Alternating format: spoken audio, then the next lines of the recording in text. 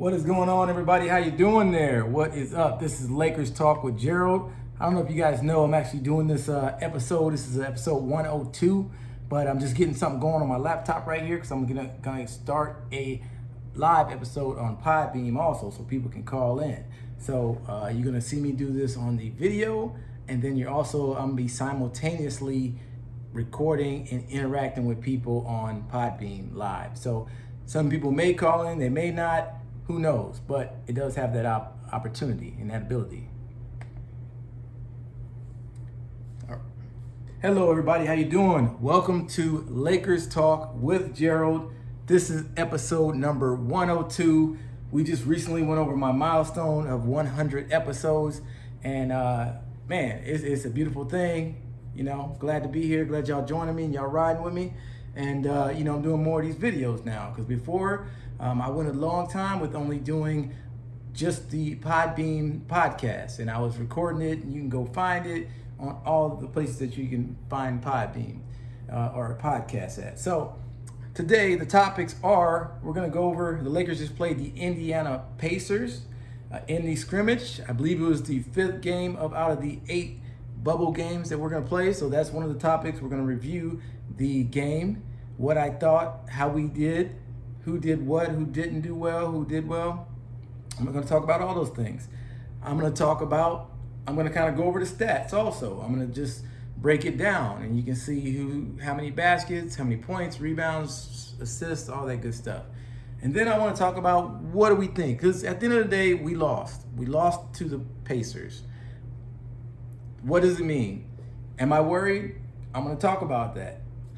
And I'm just going to go over any other thoughts that's on my mind. And then also, lastly, because I am also doing it on Podbeam and I got it going live, if there's any people that wants to call in or, you know, bring up some questions, I'll just answer their questions also.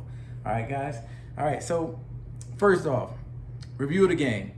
All right, so I was watching the game. Encouraging things that I saw about the game. All right, we lost 116 to 111. If you didn't watch the game, we did a lot better than we have been playing. So I saw a lot of stuff that I was talking about in the previous podcast that I put out, podcast episode 101. I talked about how I said, calm down. I said, pump your brakes. It's not a big deal. I know we lost to Houston. I know we've been shooting horribly with from the three-point line. We were last in the bubble in three-point shooting, 15% or something overall. I talked about how, don't worry, because, you know, just the way the numbers work, we're going to bounce back. We can't keep shooting this bad for that long. Eventually, we're going to bounce back, and our three-point shooting is going to look more like normal. And that's what we saw today. Our three-point shots were going down today. It's looking more like normal. You know, we shot about 33% today, but, you know, we were hitting our open shots. We were hitting, you know, there were ones that we missed, but we were looking more like normal. KCP was hitting his three-pointers. You know, you had Cook that played, was hitting his three-pointers. We also had LeBron James hit a couple three-pointers. So we look more like ourselves. So that's the number one encouraging thing I saw. Not only that, we did shorten our rotation. That's something else that I talked about. I talked about that we may shorten our rotation as we get closer to the playoffs, and it's not going to be the same as what you guys saw before. We didn't play all those new guys for the most part. We didn't play Dion Waiters. We didn't play J.R. Smith. We played our normal rotation in our lineups with minus Danny Green, who was out. He had a sore hip or something. They said if it was actually a playoff game, he actually could have played, but this wasn't a playoff game, so he sat out. But minus that, we had our normal starting team. The other encouraging thing, not just the shooting, was better in this game. Also, I like to see that our offense looked a lot better. Our rotations looked better. We were running the offense. I mean, now LeBron James was there. You know, and as I mentioned before, he wasn't there at the Houston game. And LeBron James is our engine. He's the one who ignites the offense. He's the one that gets us going. And so you can see that today we were moving the ball. You know, guys were moving when they didn't have the ball. You know, they were moving around and making a couple extra passes. LeBron was finding guys, and it was looking more like the offense that we're used to seeing. So I was very encouraged about that. I was happy about. So that's the 3-point shooting looking a lot better. Our offense and our rotations looking a lot better. Even our defense looked better. I mean, even though we had a little trouble stopping, I think it was T.J. Warren. I mean, that guy was just, and he's been balling. You know, it's not just us. He's averaging 30-something points in the bubble. So he scored 53 points in one of the games and another 30, 40 points, something like that. So the guy's been balling. It's not just us that can't stop this guy. So welcome. You know, as I mentioned, I'm doing a YouTube, and I'm also doing recording live on Podbean. So welcome, Vinny203. Appreciate you for joining the room. Thank you. At any time, you know, you feel free to chime in if you like to put some comments on there, and we can discuss those. The topics that I talked about that I plan on going over today is really just review of this game, go over some stats, go over what I thought about the game, and then just go over if I think this is a big deal and what that leads to with the playoffs and things like that. And then if there's any other topics that may come up, I'll go into those things. But so as I mentioned, those two of those three encouraging things so far. The other encouraging thing was LeBron James. I told you guys in the last podcast, and if you didn't listen to it, go back and listen to episode 101. I mean, you can even go to YouTube and watch the video that I recorded earlier today. And I said, slow down, don't worry. Look, I mean, I know we've been losing, we were looking bad, everything's looking horrible, but I said the other thing that we have that is LeBron James. We have LeBron James. We have that dude. We got that dude that's been balling for the 17th NBA season now, 35 years old, but it's been that dude. 8 straight finals at some point. You know, been balling, been the number one guy for most of his career. Number one guy in the NBA. I mean, so we got that guy. And guess what? That guy showed up tonight. That guy showed you what he is and what he's about and what he could do for this team. LeBron James is looking more like LeBron James. He hasn't been looking like he had his rhythm up until this game. He didn't look like he had his rhythm. He looked like he was a little out of sorts. He was still trying to get his conditioning. He wasn't shooting very well from the field. Today, he looked like he had his rhythm. He had that swag. He had that aggressiveness that I like, that he was driving to the basket. He was scoring from the mid-range. He hit a 3-pointer or two. He was dishing out an assist, and he just looked good. He looked more like the LeBron James we saw from the regular season. Because up until now in the bubble, we hadn't quite seen that yet. LeBron hadn't quite up to that level. Mind you, this is a whole new environment 4.5 months later. After being out 4.5 months, this is like a whole new season. So of course, you're gonna need more than 3-4 games to rev up and get back to in sync to what you're used to and playing how you're used to playing. So thirdly, that's the other beautiful and encouraging thing was LeBron James was looking more like LeBron. It looked like he was into the game. It looked like we actually were trying to win this game, in which we were, and we were playing pretty good for the most part, except for some time on defense. I did get frustrated several times on defense. I felt like we weren't playing as hard defense on certain portions of the game as we could have, letting a couple people slip and get open shots, and just missing a couple assignments here and there. So a couple things that I was getting impatient about, I was getting a little frustrated about, and I wasn't quite as happy with. But for the most part, though, I think we played pretty good defense. I think we played, our offense was looking pretty good for the most part. We had guys knocking down 3-pointers, and we had to lead for a little bit, and it looked like we can maintain it, even going into the fourth quarter. At one point, we had a 4 or 5 point lead, and then it seemed like towards the end of the fourth quarter, we stopped making those 3-pointers that we were making at one point.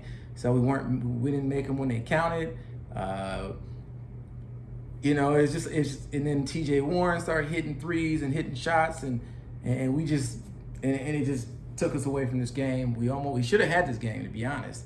Thought we should have had it, but at the end of the day, I'm encouraged just by what I saw. The Lakers are looking better. We're looking more in rhythm. We're working down. Looks like Vogel is working down more to the rotation that we're gonna get to, and overall, I think we're getting ready for the playoffs. I'm not worried. I'm still not concerned. I know it's a loss. It's 3 losses in a row, but it's in the bubble. Guess what? You know what happened? We just lost 3 games in a row, and it knocked us all the way down to first place. Yes, we are still first place in the West. Second best record in the NBA with 3 losses. So guess what? Don't panic. We're good. We can lose the rest of these games in this bubble, and we're still first place in the Western Conference. We're still going to get the number 1 seed. We're still playing the number 8 seed.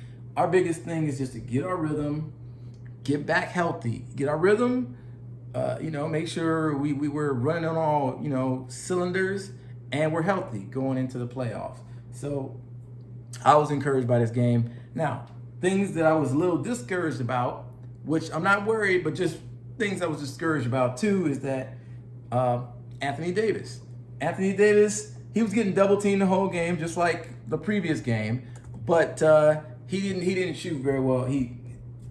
Pretty badly actually. He was 3 for 14 field goals in this game. He made both his free throws. He attempted 4 3-pointers, which he missed them all. He had a couple open ones actually. He just missed them. He had one in the corner that he was open. So some of these ones where he was open, if he would have knocked them down 1 or 2, that would have made a difference in the game. And half the time he's going to be knocking those down. He just happened to miss them in these games. I think when the big games come, he's going to be knocking them down. We're going to be good to go. No worries, no problems. But in this game, he shot 14 field goals. He was 3 out of 4. He was a negative 20 in this game. He only had 8 points in this game. So this is one of his low games of the season, and he played 35 minutes. So that's a normal amount of minutes. Normally he gets a lot more than that, but he was struggling because of the double team and the way the defense was just basically every time he got his hand, they would just rush on him. As soon as he got it, they were on him, smothering him, and he had to try to make a decision and reach over and get a pass to somebody. And so he struggled a little bit, but I don't see that. That was just a frustration. It's not a worry because I don't see Anthony Davis struggling like that come playoff time. I don't. I think it's going to be, all the chips are going to be on the table. Guys are going to be going all out. I mean, because it's going to be like our season depends on it then. So I don't think he'll have these type of games come playoffs. So not super worried about that.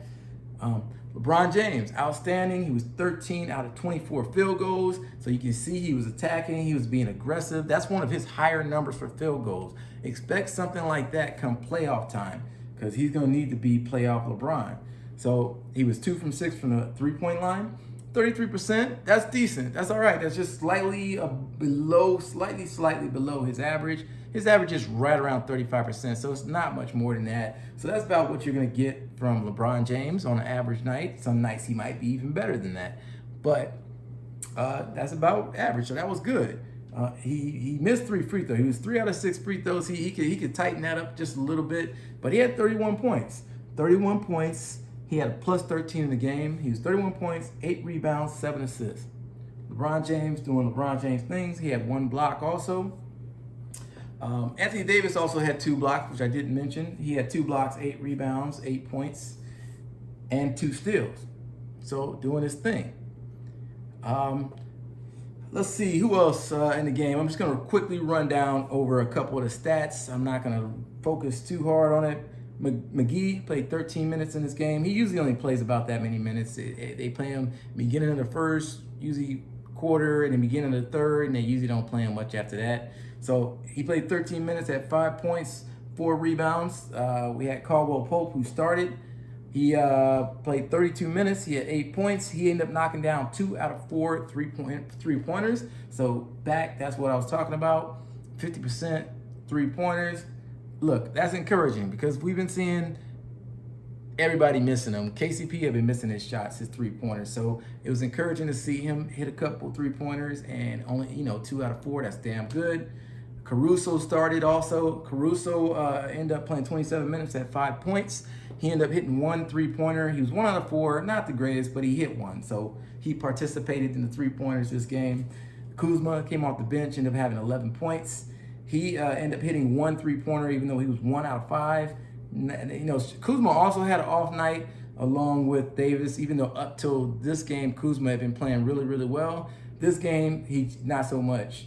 not so much. He was 3 out of 14. I mean, that's similar to what Davis's numbers look like. So 3 out of 14, 1 for 5 3-pointers, 4 out of 5 free throws. He had 5 rebounds, 1 assist, 3 steals, and he had 1 block. So he was playing over. He was still, his defense is still looking a little better than it was.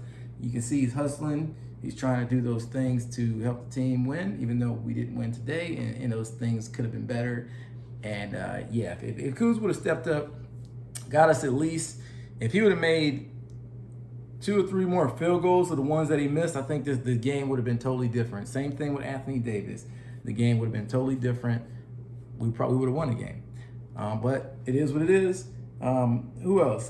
We had Dwight Howard. Dwight Howard played about 20 minutes in this game. Dwight Howard played pretty good. I say in this game, he was hustling. He grabbing rebounds. He had 10 points, 12 rebounds. He had 1 block shot. And I think he had 1 steal. So he played pretty decent also. I was pretty happy with what he brought to the game. And the other guys that played, Quinn Cook played 24 minutes in this game. Quinn Cook did really, really well in this game, guys. Really, really well. So this is the best game that Quinn Cook probably has had in the whole season. It came at a good time. Could we get close to playoff time? And I like what I saw from him because he's probably not going to be getting normal rotations, a lot of minutes, but we're going to need, you know, sometimes if somebody gets hurt, foul trouble, injuries, things like that, we're going to, you know, we can look into our bench and pull Quinn Cook up and he can step up. And so Quinn Cook ended up the second leading scorer in this game. He had 21 points. He hit 5 out of 9 3-pointers, guys. So he was like the guy that was doing it for us. He was that spark that was having us, you know, when we needed a big shot, he was hitting it. He was hitting open jumpers, open 3-pointers. So overall, he was 8 out of 14 field goals, 5 out of 9 from 3-point range. I can't ask more than that. I mean, the guy played pretty good. You know, he definitely contributed tonight. And then lastly, we had Talon Horton-Tucker. We actually played him 16 minutes tonight.